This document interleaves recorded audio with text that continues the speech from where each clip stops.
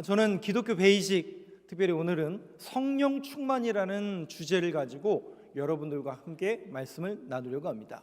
성령 충만, 여기 계신 분들 중에 성령 충만이 어떤 의미인지를 모르신 분들은 아무도 안 계시겠지만, 오늘 이 성령 충만에 대해서 저는 세 가지로 큰 주제를 가지고 좀 나누어서 말씀을 드리려고 합니다. 어떤 주제냐면, 성령 충만이라는 이 명제 속에서 한국교회에서 이 성령 충만에 대한 오해가 있거든요.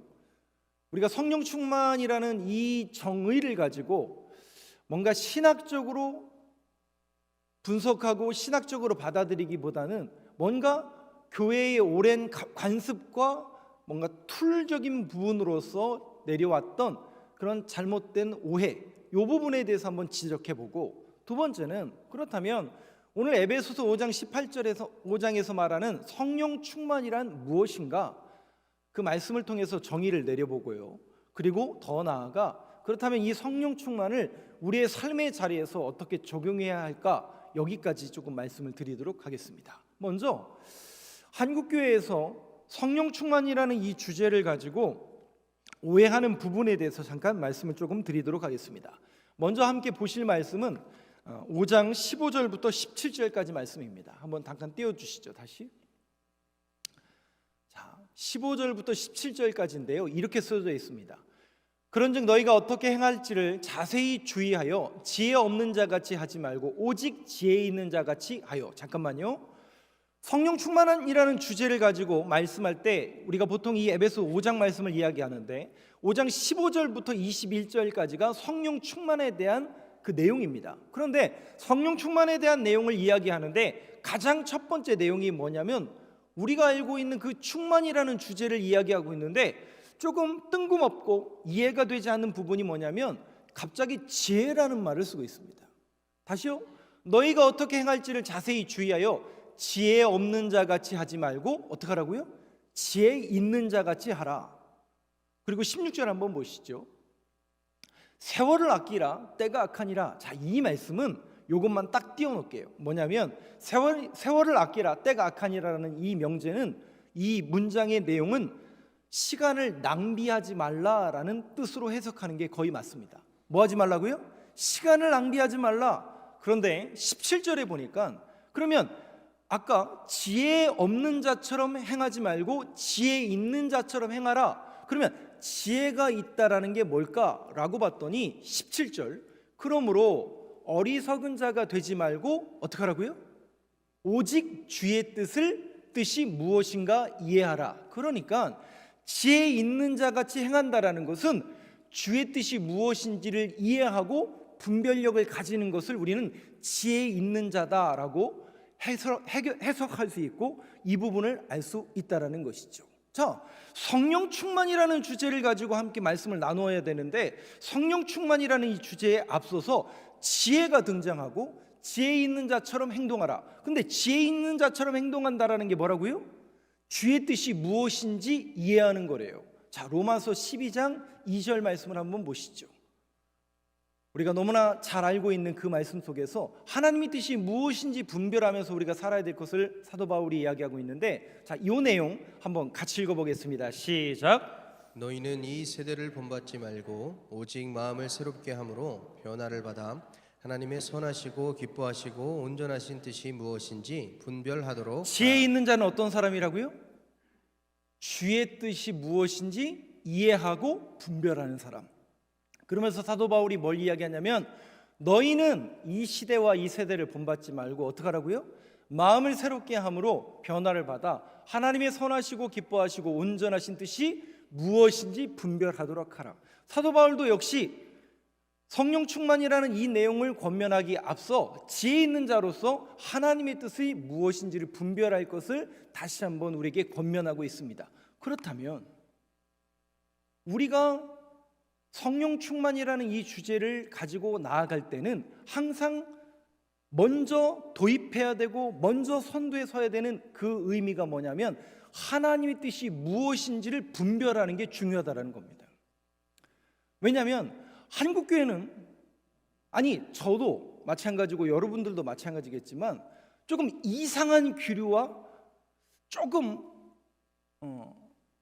거시기한 게 있어요. 이거를 딱 뭐라고 딱 정의를 내리기에는 아직은 제가 그 급도 안 되고, 솔직히 말씀은 제가 그 정도 논하기에는 급도 안 되고 그 정도 실력도 안 되는 사람입니다. 뭐 한국 교회를 논한다는 것 자체가 제가 급도 안 되고 능력도 안 되죠. 그런데 제가 경험했던, 아니 여러분들도 경험했던 그 한국 교회의 문화와 신앙의 형태 속에서 성령 충만이라는 이 명제를 대부분 어떻게 생각하냐면 좀 저는 이상하더라고요. 뭐냐면 성령이 좀 충만하다, 저분 성령을 받았다, 저분이 뭔가 성령으로 충만한 것 같다라는 그런 대부분의 모습들이 어떤 모습으로 저한테는 비춰졌냐면, 죄송해요, 조금 오해하지 마시고 들으세요.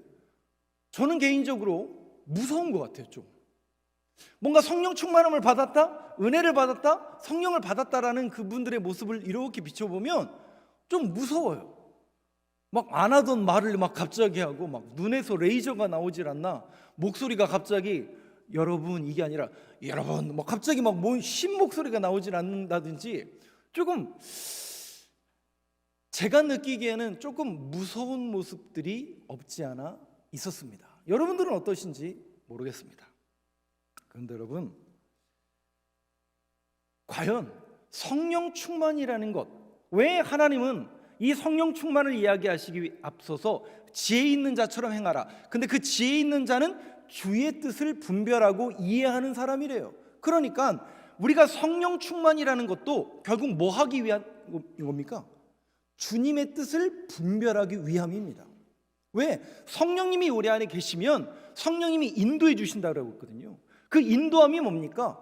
이것이 옳은 길인지 그른 길인지 성경적으로 이해가 되고 성경적으로 분별할 수 있는 실력을 우리가 갖게 되는 겁니다. 그래서 그 분별력을 갖게 되고 그 지식을 갖게 되는 건데, 우리는 자꾸 성령 충만이라는 것을 뭔가 외적으로 드러나고 안 하던 것을 하게 되고 이런 것으로 자꾸 오해하는, 또 왜곡하는 경향들이 굉장히 많습니다. 한 가지 제가 우리 교회에서 사역을 하면서 굉장히 어려웠던 부분을 제가 잠깐 여러분들한테 한번 소개해 보겠습니다. 한참 저희 교회가 코로나 이전에도 전도를 계속 많이 했었죠. 그리고 저희 교회는 외부에 나가서도 이렇게 전도를 많이 했었는데, 전도대가 있었잖아요. 저는 이제 부교육자로서 선교부 담당이었고, 그 이제 전도대하고 직접 나가서 같이 하는 시간은 적어도 그 차량 운행을 계속 해줬거든요. 왜냐하면 저희들이 짐이 있었잖아요.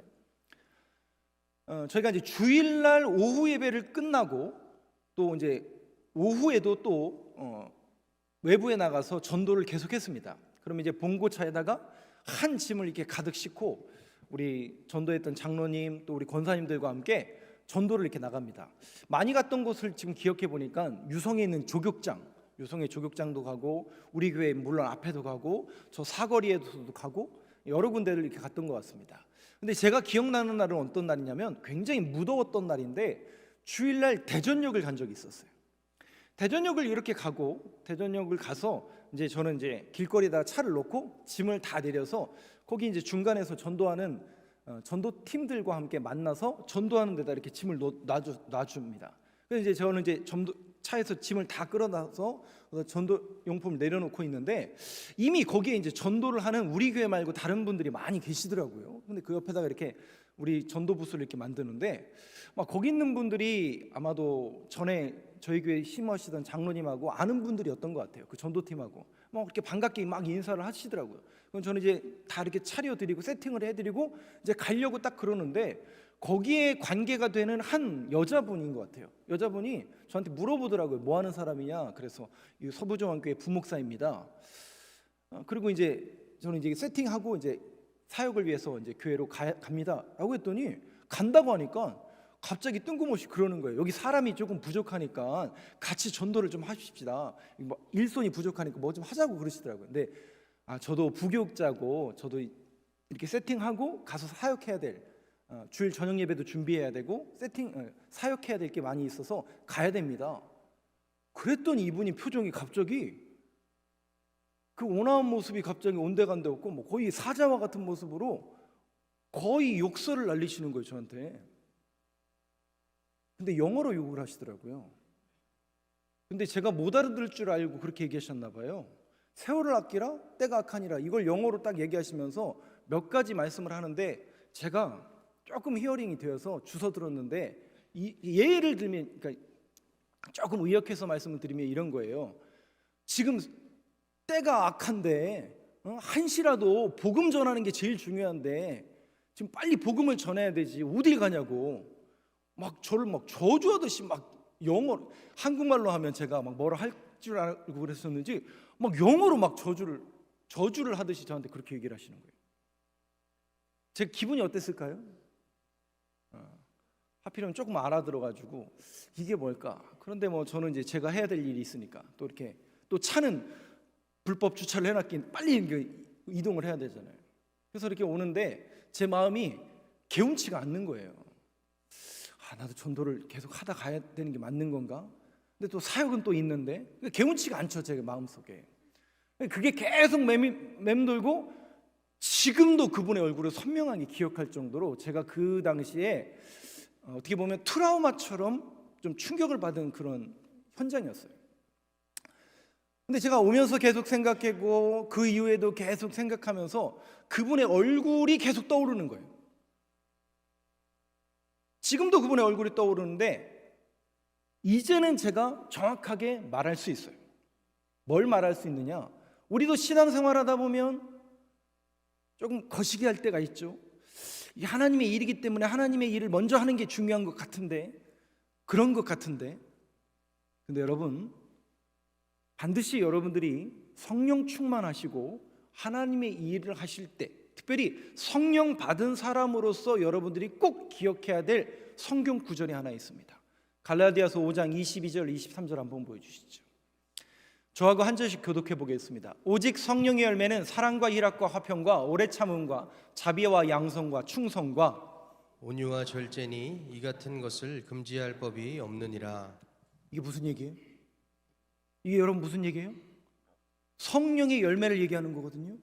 성령의 열매라는 건 뭐냐면 우리의 삶의 또 우리의 신앙의 태도와 겉으로 보여지는 모습이라는 거예요.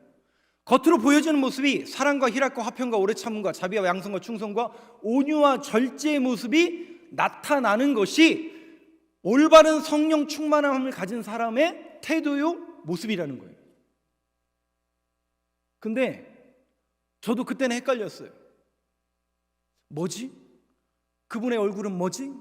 그러면서 떠오르면서 이 말씀 구절을 딱 대비해 봤는데 그제서야 제가 이해가 된 거예요.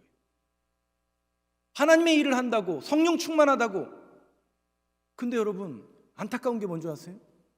제가 지금까지 그분의 얼굴을 기억하는 건 뭐냐면 희락이 없어요.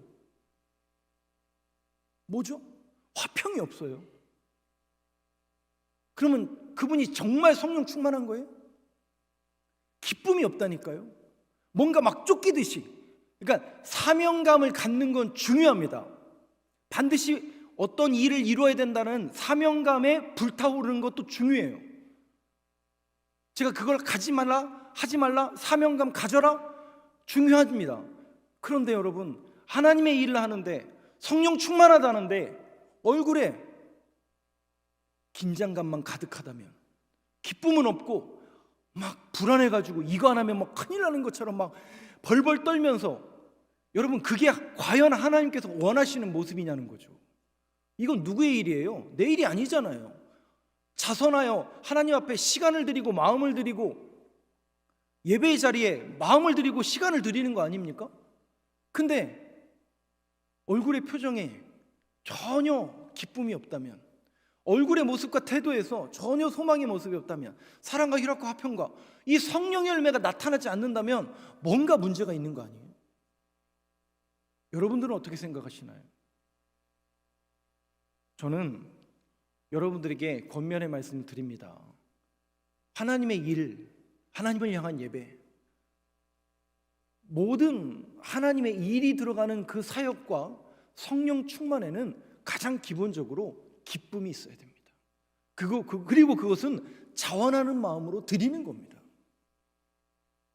그래서 저분이 성령 충만한지 안 한지에 대한 그런 확증과 태도와 모습은 갈라디아서 5장 22절 23절에 있는 것처럼 성령의 9가지 열매를 맺고 있느냐 않느냐가 결정하는 겁니다. 단순히 열심히 해야 된다, 뭔가 사명감에 불타야 된다, 그것이 잘못됐다라는 게 아니라 그것만 하다 보면 죄송하지만 번아웃 되더라고요. 기브업 되더라고요. 여러분들도 잘 아시잖아요. 내 안에 기쁨이 없는데, 내 안에 사랑하는 마음이 없는데 어떻게 남을 사랑하고 어떻게 하나님의 일을 감당합니까? 하다 보면 지치기 마련이죠. 똑같다니까요. 다 똑같다니까요. 인간은 유한한 존재이고 연약한 존재이기 때문에 언젠가는 지치게 되어 있다고요. 여러분들이 성령 충만에 대해서 꼭 기억하셔야 될 말씀, 성령의 9가지 열매를 맺고 있는가 안 맺고 있는가를 늘 염두에 두시길 바랍니다. 그렇다면 오늘 본문을 통해서 성령 충만은 무엇인가? 우리는 충만하다고 하면 영어 성경을 보시는 분들은 조금 아시겠지만 충만이란 단어를 풀필, 차고 넘친다라고 이해를 합니다. 그런데 오늘 성경 5장 18절 한번 보여주시죠. 5장 18절에는 성령 충만을 뜬금없이 술로 비유를 하고 있는데 한번 이 말씀 구절 같이 읽어보겠습니다. 시작. 술 취하지 말라. 이는 방탕한 것이니 오직 성령으로 충만함을 받으라. 제가 몇 차례에 걸쳐서 말씀드렸기 때문에 이해가 되실 겁니다. 여기 충만함을 받으라, 그 충만함이라는 동사와 앞에 술 취하다라는 동사가 어근이 같아요. 그러니까 취하다라는 동사와 충만하다라는 동사가 같은 말이에요. 그러면 여러분, 술 취하는 게 뭐예요? 안 먹어봐서 모르시겠지만 술 취하는 게 뭐예요? 술에 지배를 당하는 겁니다. 다시요, 취하다라는 게 뭐냐? 술에 뭐를 당한다고요? 지배를 당한다는 거죠. 이상하게 한국 사회는 술 하면 일단 조금 먹어요, 많이 먹어요? 안 드셔봐서 모르겠지만 많이 먹어요. 어느 정도로 먹냐? 오늘 먹고 죽재요. 맨날 죽재요. 한국 사람들의 거짓말 몇 개 있잖아요. 오늘 먹고 죽자. 그 다음에 다음날 머리 아프잖아요. 머리 아파 죽겠네. 그리고 다음날 뭐예요? 꼭 해장하잖아요. 다 거짓말이죠, 거짓말. 빠뜨려가 한 잔만 하자. 거짓말이죠. 한 잔만 하는 분 제가 지금까지 본 적 없습니다. 술 문화가 이상하게 우리나라는 왜곡된 게 여러 개 있습니다. 생각난 김에 한 가지 더 말씀을 조금 드릴게요. 제가 고등학교 때 저기 유성에 있는 유성고등학교를 나왔어요. 저희 때만 해도 한 학년이 600명이었어요. 600명. 그래서 12개 반이었는데 한 반에 거의 58명, 60명 가까이 됐고, 이제 키 순서대로 이렇게 번호를 하다 보니까 제가 보통 한 55번, 저보다 큰 친구들이 많이 있었어요. 저희 때는. 근데 저희 반 한 60명 정도 중에 한 10명 정도는, 그러니까 물론 이제 반에서 뭐 1, 2등 뭐 하는 애들은 다 서울로 가지만 한 반에 한 10명 이상은 충대를 꼭 갔었어요. 충남대학교를 갔습니다. 그래서 저희 동창들이 600명 졸업생 중에 107명이 충남대학교를 갔어요. 그래서 고등학교를 졸업하고 충남대학교를 딱 가면 지나가다가 누구 만나냐면 동창과 선후배를 만나요. 그 정도로 많았었는데, 이제 충남대학교 동기 모임을 한 5월인가 6월 정도에 이렇게 하게 됐는데, 오랜만에 고등학교 3학년 때 알던 친구를 만났어요. 한 20명 정도가 이렇게 모여서 소위 말해 술자리를 한 거죠. 저는 이제 아시다시피 술을 못 먹기 때문에 거기에 이제 참석만 했는데, 저 끝에 한 친구가 앉아 있는데 고등학교 3년 내내 얼굴은 아는데 한 번도 대화해 보지 못하고 목소리가 거의 안 내고, 이 친구 공부만 하던 친구이기 때문에 목소리를 잘 모르는 친구가 하나 있었어요. 근데 그 친구가 거기 앉아 있는 거예요. 알고 보니까 충남대 법대를 다녔었어요. 그 당시에 충남대 법대를 다니는 공부를 잘하는 친구였는데 자리 왔어요. 근데 이제 시작하는 이렇게 분위기가 됐는데, 그때 있는 그 친구가 맞은편에 앉은 친구한테 부탁을 하더라고요. 뭐라고 부탁하냐면, 나는 술을 계속 먹을 건데, 소주를 마시는데 자기한테, 앞에 친구한테 뭐라고 부탁하냐면 짠만 해달래요. 짠. 이거 부딪히는 거 있잖아요. 그 짠만 해달래요. 이게 무슨 얘기냐면 자기가 계속 먹어야 되는데 짠하고 먹겠다는 얘기. 짠하고 그냥 먹지 않고 짠해야 먹겠다라는 거예요. 그래서 앞에 있는 친구한테 너는 조금 쉬어도 되니까 짠만 해달라는 거예요. 그리고 나서 1시간 동안 술을 먹는데 이 친구가 앉은 자리에서 소주 4병 5병을 먹더라고요. 안주도 건드리지도 않고 그냥 계속 먹어요. 그래서 제가 그 친구를 유심히 계속 봤어요. 그리고 이제 그 친구에 대해서 물어봤어요. 친구들한테. 제 처음 보는, 고등학교 때 친구인 건 알겠는데 저렇게 술을 저렇게 먹냐. 아주 무섭게 먹더라고요. 전투적으로 먹더라고요. 물어봤더니 이 친구가 고등학교 3년 내내 공부만 한 친구예요. 그래서 여러분 저희 때만 해도 이렇게 두꺼운 시사 영어 사전이 있었거든요. 거의 저는 뭐 베개로 썼지만 친구들은 그거를 막 밑줄 그어가면서 막 하도 읽어가지고 막 이렇게 부풀어진 그 시사 영어를 쉬는 시간에도 외우던 친구예요. 근데 그 친구의 집안 사정을 물어봤더니 그렇더라고요. 위로 형이 2명인가 3명 있었는데 전부 서울대를 다녀요. 그리고 이 친구만 충대를 간 거예요. 그러니까 이 친구는 항상 집안에서 루저인 거예요. 넌 왜 이렇게 공부를 못하니? 넌 왜 이것도 못하니? 항상 이런 이야기만 듣던 친구예요. 그러니까 고등학교 3년 내내 뭐만 하냐면 공부만 하는 거예요. 근데 충대 법대를 갔어요. 그리고 나서도 집에서도 인정 못 받고, 지방대 다닌다고. 죄송해요. 저도 지방대 나왔지만 그렇게 그 집안이 그런 집안이었던 거죠. 근데 이 친구가 이제 대학교를 딱 가자마자 뭘 배우기 시작한 거예요? 술을 배우기 시작한 거예요. 그러고 나서는 그렇게 술을 먹는 거예요. 근데 안타깝게도 이 친구가 저희 고등학교 동창 중에 제일 먼저 갔어요. 몇 해 전에, 벌써 한 5년 6년이 지났네요. 40대 초반에 제일 먼저 갔어요. 왜요? 그거요. 술 많이 먹어서 그랬어요. 근데 제가 그 친구의 그 이미지를 잊을 수가 없어요. 여러분, 사람이 술을 먹는 거예요? 술이 사람을 먹는 거예요? 정확하게 술에 뭘 당한 거예요? 그러니까 그 친구는 술 기운이 아니면 아무것도 못하는 거예요. 그냥 아예. 완전 이렇게 변질돼 버린 거죠. 뭐의 지배를 받는 거예요? 술의 지배를 받는 인생이 되어버린 거예요. 근데 오늘 여기 취하다라는 동사와 충만하다라는 이 동사가 같은 의미라고요. 성령의 뭘 받으라는 얘기예요? 지배함을 받으라는 거예요. 그러면 성령의 지배를 받는다라는 것은 어떤 의미냐면 성령 충만함, 성령의 지배함, 결국 성령의 인도하심을 따라 늘 고백하며 성령님께서 원하시는 길로 나아가는 거예요.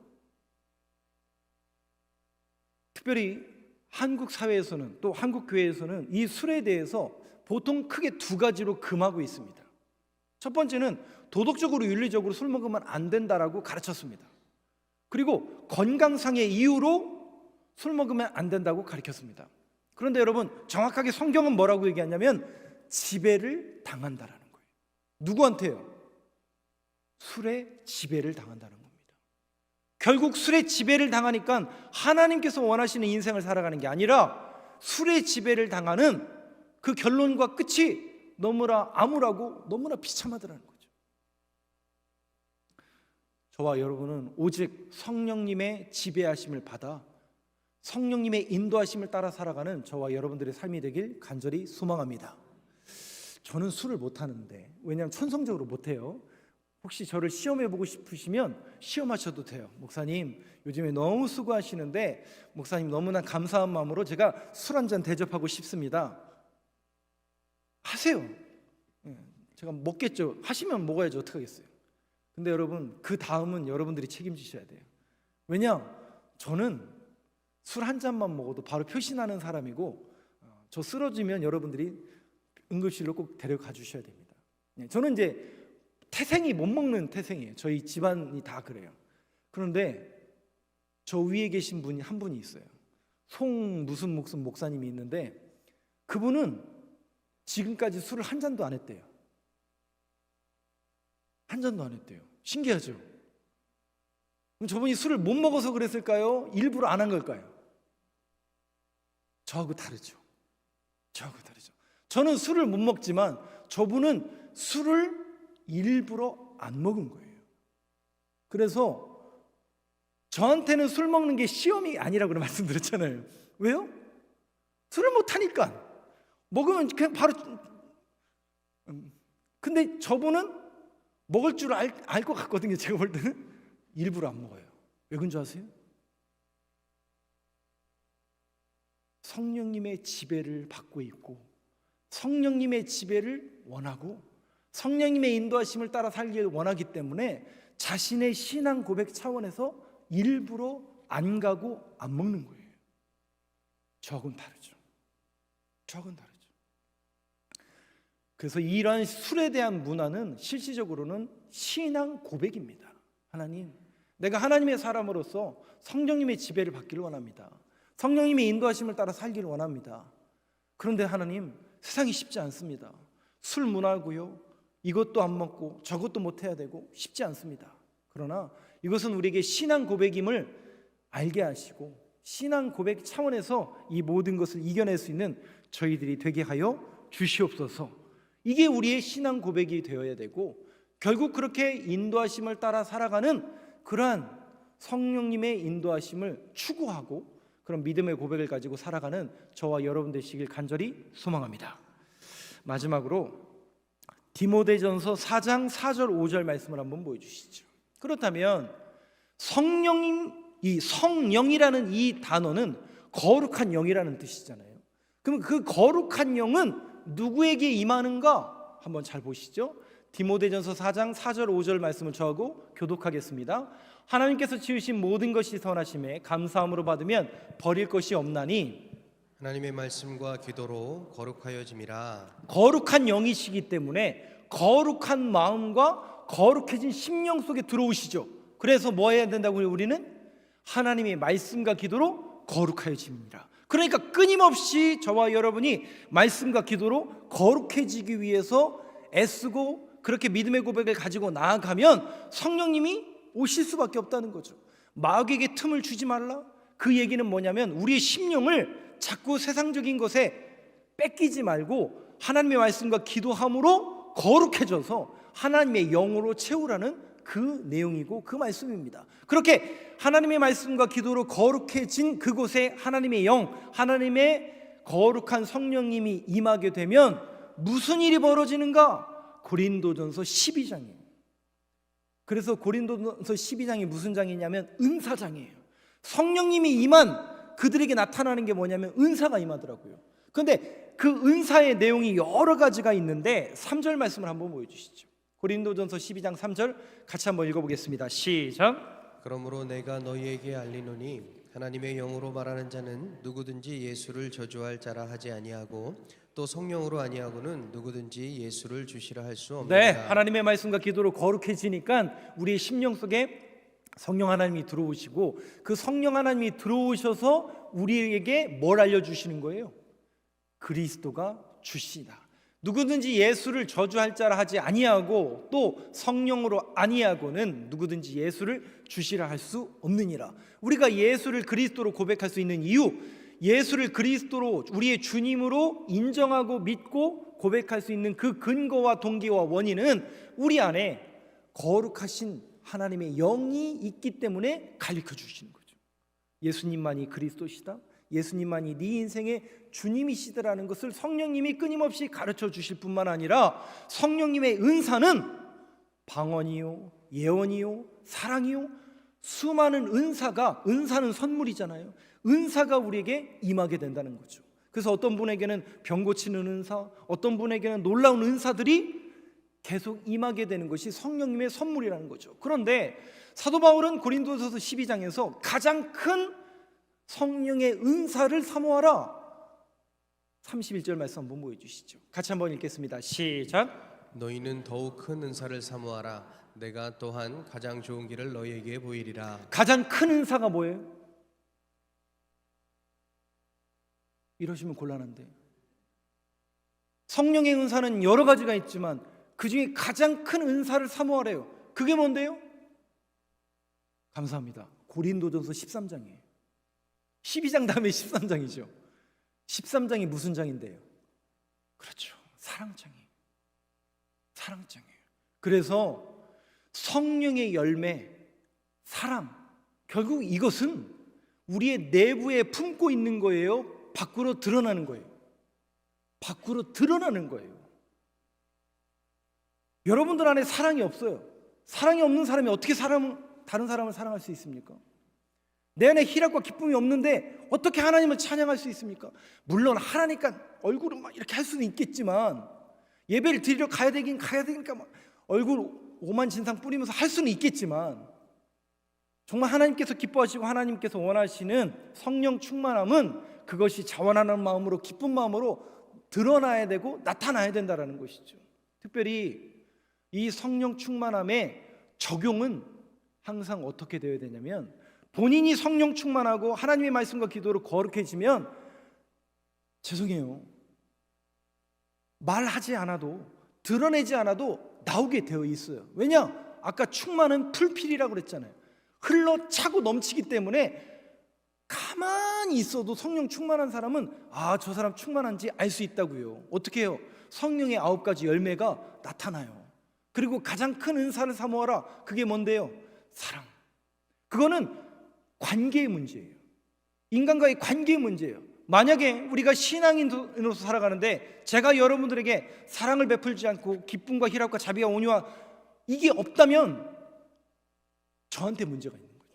제 안에 성령 충만함이 없는 거죠. 똑같이 교회 일을 하고 하나님의 일을 하고 예배를 드리는데 이런 성령의 열매, 사랑이 없다면 우리 안에 신앙을 다시 점검해 봐야죠. 내 안에 과연 성령 충만함이 있는가? 내가 하나님의 말씀과 기도로 거룩해지고 있는가를 늘 점검해야 되는 것이 우리의 모습이라는 것이죠. 그렇다면 이 관계의 문제 속에서 저는 여러분들에게 2가지만 마지막으로 권면의 말씀을 드리고 오늘 말씀을 마칠까 합니다. 에베소서 오늘 5장 말씀을 보고 있는데요, 그 이후에 24절, 25절 말씀 저하고 한번 교독해 보겠습니다. 그러면 이 성령 충만의 명제를 우리가 어떻게 적용해야 되고 우리가 삶 속에서 어떻게 이해해야 되는가? 24절, 25절을 읽는데 제가 24절을 먼저 읽고 다음 절 읽어주시면 감사하겠습니다. 그러므로 교회가 그리스도에게 하듯 아내들도 범사에 자기 남편에게 복종할지니라. 남편들아, 아내 사랑하기를 그리스도께서 교회를 사랑하시고 그 교회를 위하여 자기를 주심같이 하라. 무슨 얘기냐면 아내와 남편에 대한 이야기예요. 그런데 아내는 남편에게 복종하고 복종은 아내를 그리스도 대하듯이 하라. 이것을 그냥 문자 그대로 아내는 남편에게 무조건 복종하라 이렇게 오해하지 마시고요, 이 문장의 24절과 25절에 가장 중요한 것은 그리스도예요. 누구에게 하듯 하라고요? 성령 충만한 사람은, 성령 충만한 아내는 그리스도를 대하듯이. 왜? 성령님이 우리 안에 계시면 그리스도를 주라 고백할 수 있다고 그랬잖아요. 그러니까 모든 초점과 관심이 예수 그리스도. 그러니까 남편에게 하는 것도, 가정에서 하는 것도 그리스도께 하듯 하는 거예요. 남편은요, 남편이 성령 충만하다면 그 역시도 가정에서 그리스도를 대하듯이. 그러니까 이것은 우리 가정이라는 공동체 속에서도 이 성령 충만함의 문제가 그대로 적용해야죠. 누구를 대하듯이요? 내 아내를 예수 그리스도 대하듯이, 내 자녀를 예수 그리스도 대하듯이.